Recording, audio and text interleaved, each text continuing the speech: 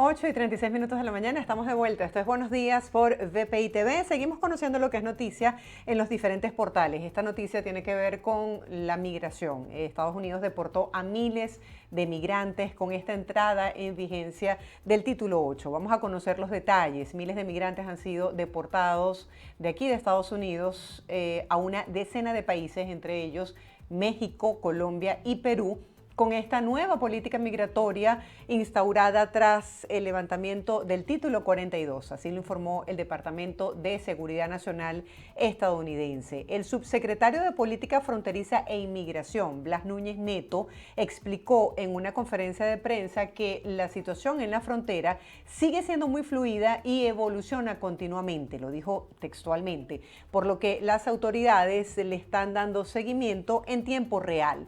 Tras el fin de esta emergencia sanitaria del título 42 que permitía expulsar en caliente a migrantes indocumentados con el pretexto del COVID, pero que instauró otras restricciones a solicitudes en la frontera y comenzó a deportar mediante otra normativa conocida como el título 8. Los cruces irregulares en la frontera se han reducido en los últimos 3 días específicamente cerca de un 50%, es decir, de los 10.000 diarios a 5.000, según los datos de las autoridades. Textualmente dijeron así: hemos capturado y repatriado a miles de no ciudadanos, tanto personas solas como familias, a más de 10 países, entre ellos Colombia, Honduras y Perú. Es una de las informaciones que usted puede ver a esta hora en el portal de VPI TV. En otra noticia, nueva ley contra inmigrantes indocumentados en Florida genera preocupación y tiene que ver con esta norma de Ron DeSantis que hemos podido ver en los diferentes portales. Reportan pérdida de vidas a gran escala en los campamentos y aldeas Rohingya. Esto es por el ciclón Mocha. Vamos a entrar en detalle. Al menos 41 personas han muerto y decenas están desaparecidas. Esto es en el estado de Rakhine, en Myanmar, tras el paso de este ciclón Mocha este domingo.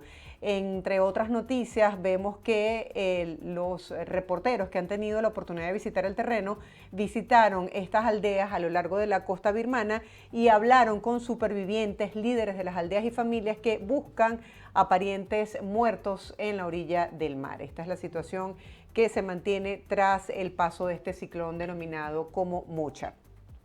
Como ustedes saben, ahora las elecciones en Turquía requieren de una segunda vuelta para poder elegir al presidente de este país. ¿Cuál es el impacto que estos resultados electorales tienen en el caso específico de América Latina? Lo estaremos analizando de inmediato con Alejandro Linares, quien ya está con nosotros para analizar este tema. Alejandro, buenos días. Gracias por acompañarnos. Bienvenido. Hola Marjorie, buenos días. Es un placer volver a estar contigo y con el resto de la audiencia. Bueno, con tu doble visión de internacionalista y periodista, quisiera que nos pusieras en contexto y nos hablaras de los resultados de la primera vuelta de las elecciones en Turquía y ahora esta nueva etapa donde se definirá quién será el próximo presidente de este país en una segunda vuelta. Sí, bueno, el domingo se efectuaron comicios parlamentarios y también comicios presidenciales en Turquía. Los principales contendientes eran el actual presidente turco Recep Tayyip Erdogan y su adversario, el principal representante de la oposición política, el señor Kemal Kılıçdaroğlu. Erdogan obtuvo 49% de los votos, Kılıçdaroğlu se quedó con el 45% de las preferencias. Hay entre ambos una diferencia de 4 puntos porcentuales y aunque Erdogan logró imponerse en la primera vuelta, no obtuvo más del 50% de los votos. En Turquía, la ley electoral exige que para ganar en primera vuelta, en una sola ronda, es necesario obtener más del 50% de los votos. Erdogan no lo consiguió y por esa razón, a pesar de haber salido triunfante de la primera vuelta, va a tener que ir a un balotaje con el señor Kemal Kılıçdaroğlu. Hasta ahora el gobierno de Erdogan y cómo ha sido su relación con los países de América Latina, Alejandro? Bueno, Recep Tayyip Erdogan es una personalidad que tiene unos 20 años, alrededor de 2 décadas en el poder en Turquía, en primera instancia como primer ministro y luego como presidente. Es un hombre que ha sabido hacer las reformas jurídicas que necesitaba o que eran necesarias para mantenerse en el poder, para atornillarse en el poder. Hay que recordar que en 2017, por ejemplo, Erdogan propuso, adelantó y finalmente concretó una reforma constitucional que modificó 18 puntos de la constitución turca.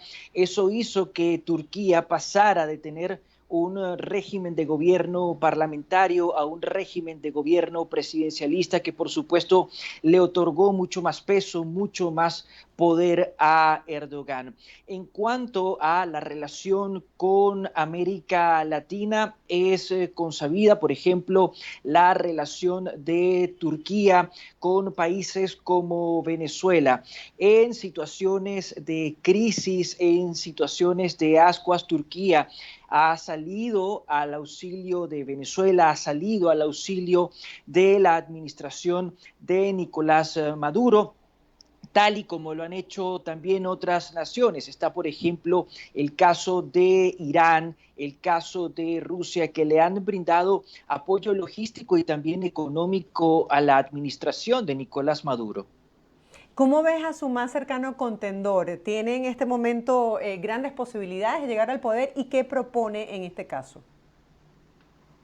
Sí, Kilicdaroglu tiene por delante un reto que superar y es remontar esa diferencia de 4 puntos porcentuales.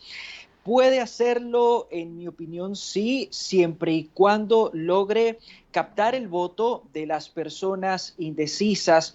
El resultado del domingo nos habla de que en Turquía hay un ambiente de polarización, un ambiente en el que los votantes están o con Erdogan o con Kilicdaroglu. Sin embargo, no podemos olvidar que siempre hay indecisos, siempre hay personas que deciden por quién votar a última hora. Si Kilicdaroglu logra hacerse con ese voto, con el voto de los indecisos, podría remontar la diferencia de 4 puntos porcentuales.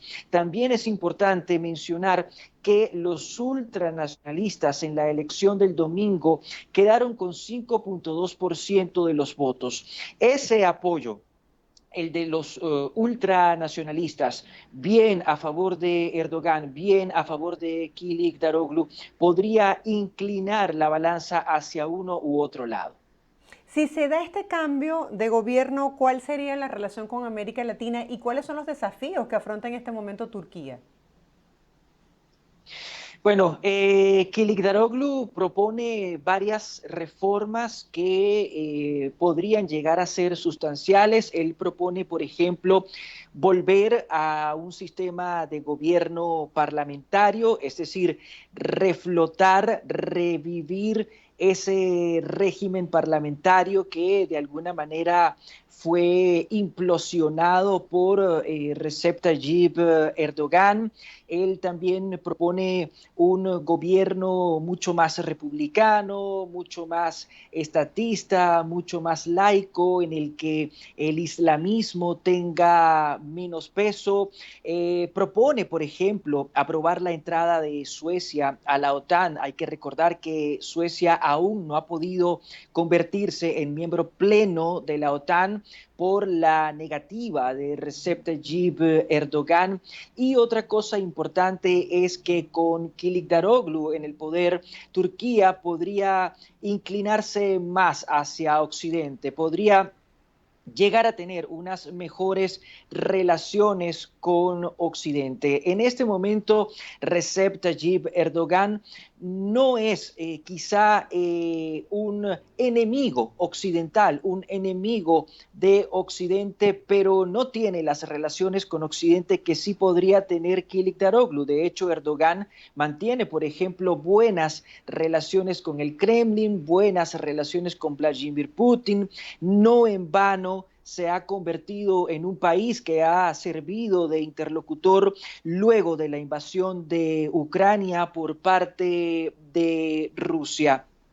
Y en cuanto a la importancia estratégica que tiene Turquía, Turquía definitivamente es un país geopolíticamente estratégico porque por un lado sirve de puente entre Europa y Asia, hacia Europa, es un país que tiene acceso, tiene salida al Mar Negro, es un país que tiene interlocución con Moscú, lo cual lo convierte en un actor de peso, de importancia, en un escenario de guerra, en medio de la guerra que se está librando en Ucrania, pero Turquía además es un país miembro de la OTAN y como miembro de la OTAN también es un aliado clave para Occidente. Entonces, el resultado de estas elecciones va a ser de gran importancia no solo para los turcos, sino también para el escenario global.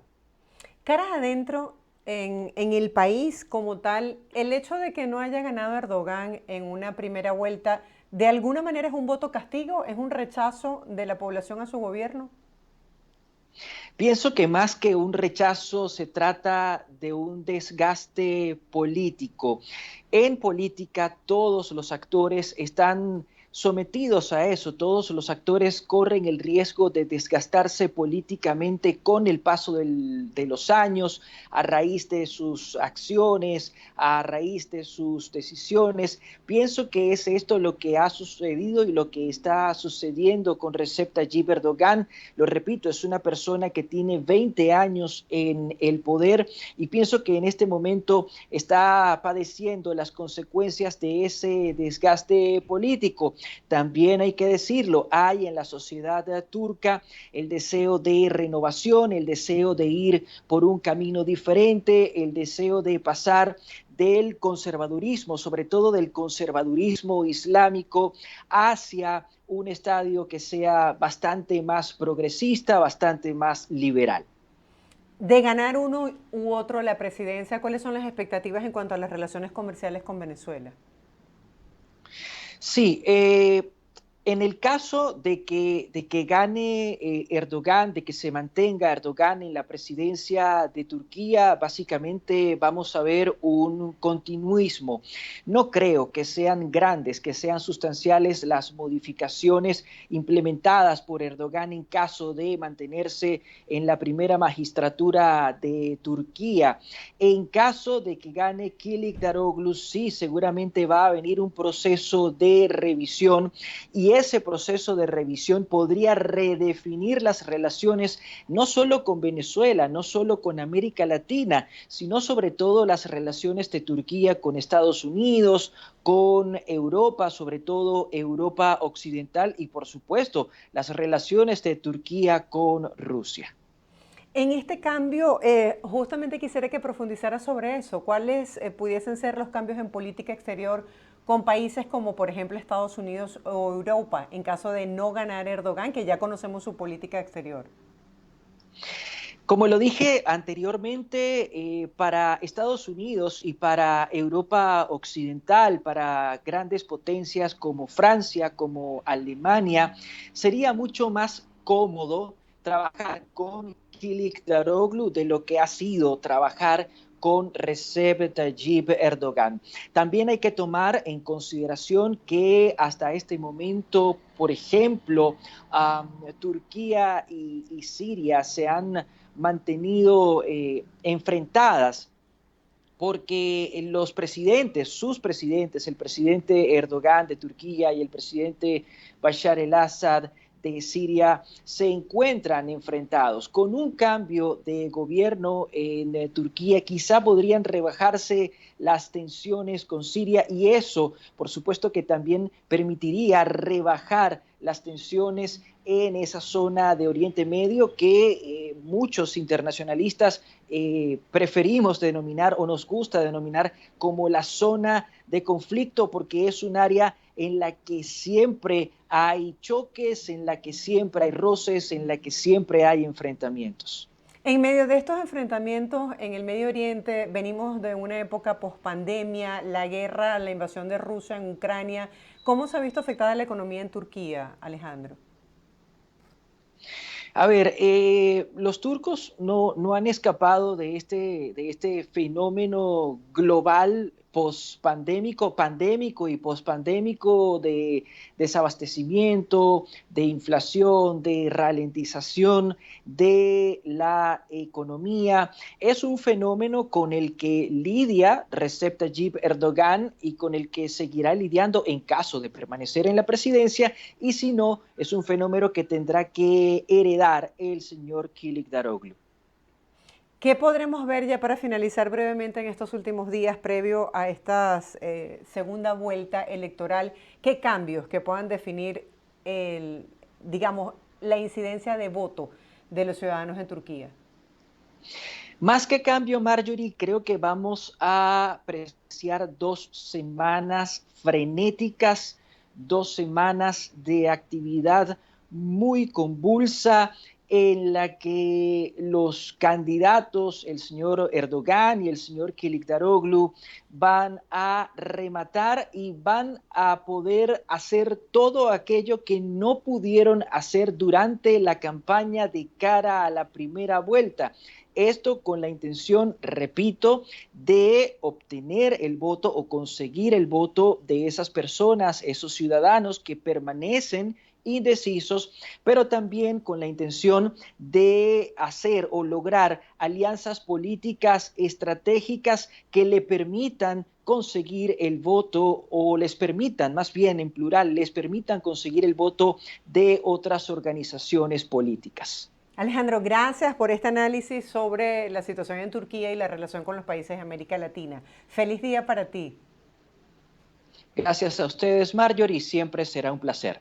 Era nuestro compañero Alejandro Linares, internacionalista y periodista, hablando sobre este proceso, la segunda vuelta electoral en Turquía. Hacemos una breve pausa, no se aparten, queda mucho más de Buenos Días por BPI TV.